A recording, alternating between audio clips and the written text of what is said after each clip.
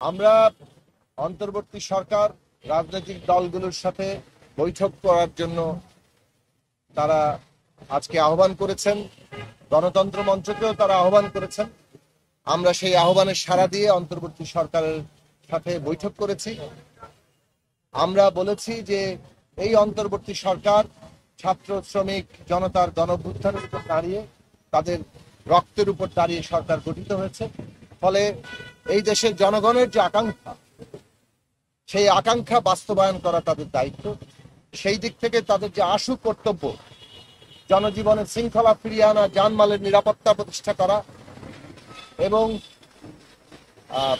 শহীদদের জাতীয় মর্যাদায় অভিষিক্ত করা, ন্যায় বিচার শুরু করা, আহত নিহত সকল পরিবারের দায়িত্ব গ্রহণ করা, এই সব প্রশ্নগুলো এবং সবচেয়ে বড় ব্যাপার হচ্ছে অর্থনৈতিক চ্যালেঞ্জ মোকাবেলা করা।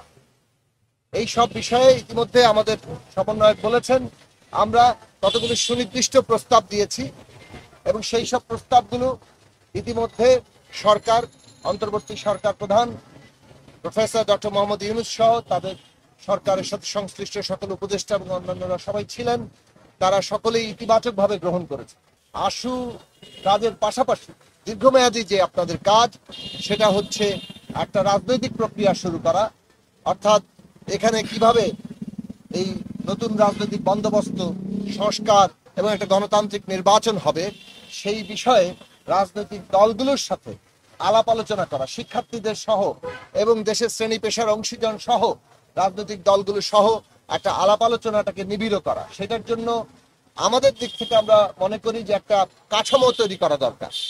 একটা জাতীয় রাজনৈতিক ন্যাশনাল পলিটিক্যাল কাউন্সিল হতে পারে, যেখানে এই অংশীজনেরা, শিক্ষার্থী, রাজনৈতিক দল, শ্রেণী পেশার অংশীজনেরা বসবেন এবং সরকার যেহেতু এই অংশীজনদের সমর্থনের উপর দাঁড়িয়ে আছে, তাদের সাথে রাজনৈতিক প্রক্রিয়ার উত্তরণ এবং এই যে প্রাত্যহিক যে আজকে পরিস্থিতি মোকাবেলা করতে হচ্ছে, সেই জায়গায় আমরা রাজনৈতিক দলগুলো ভূমিকা রাখতে পারি।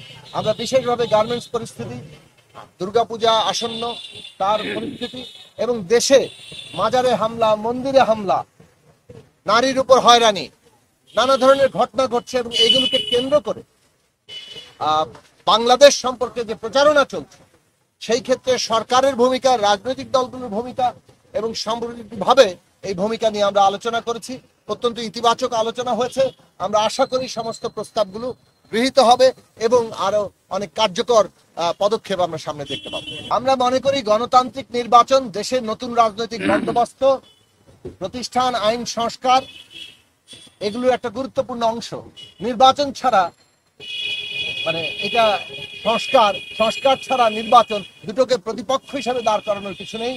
এই দেশে নতুন রাজনৈতিক বন্দোবস্ত, সংস্কার এবং গণতান্ত্রিক নির্বাচন, এগুলো সবই একে অপরের পরিপূরক। গণতান্ত্রিক উত্তরণের প্রত্যেকটি খুবই জরুরি।